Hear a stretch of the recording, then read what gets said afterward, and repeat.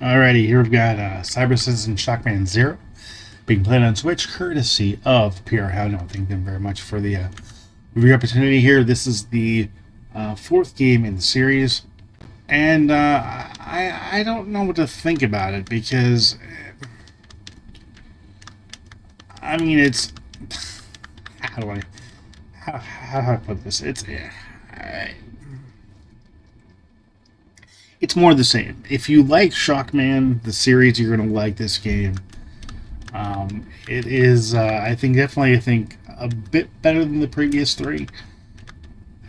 But it's not different enough. I wish that it was just a little bit different. It feels just like every other version or other iteration of the series, with the exception being of how fast-paced the game is. It does feel a lot faster than in the previous entries. It feels more, I guess, Mega Man-ish than, say, to Dash, I guess would be about the best way to describe the other three games.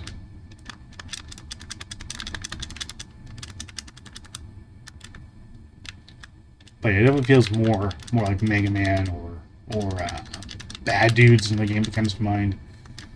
Another game that comes to mind beyond that would be like Double Dragon. It feels about that fast paced, and it feels good. It feels like a solid game.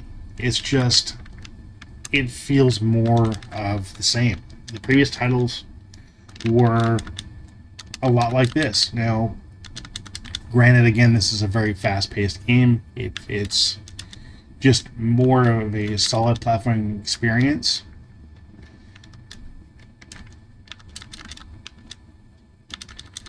I think the level design's better than the previous entries.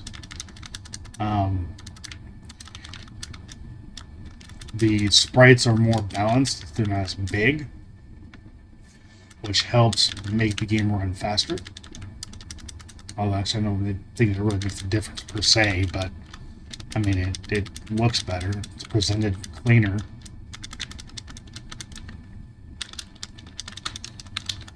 And this is two-player experience. You can play it two-player simultaneous, which is nice if you wanted to. Again, this game is very fast-paced. It's done very well, and I think is my favorite game in the series. It's also the shortest game in the series as well. It's not very long.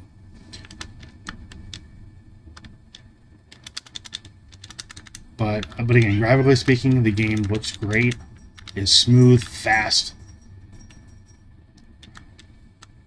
And again, a much overall better experience than the previous three titles.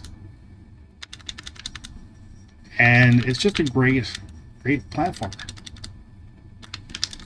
But if you have the choice of playing Shockman 1, 2, 3, or 0, I would suggest starting with 0, and then maybe looking to get into the titles if you really do want to play those.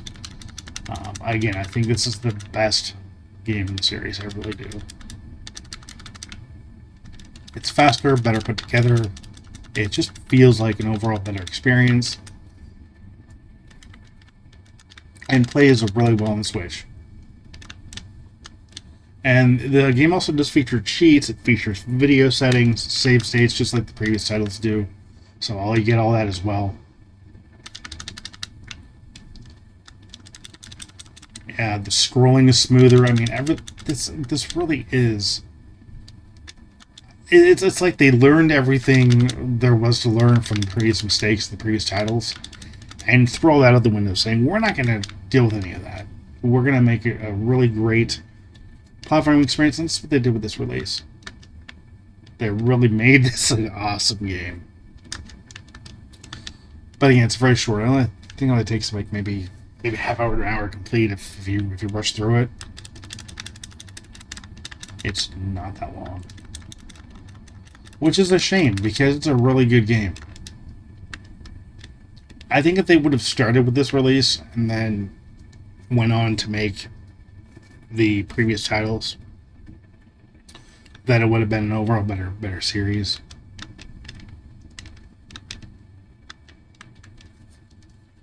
but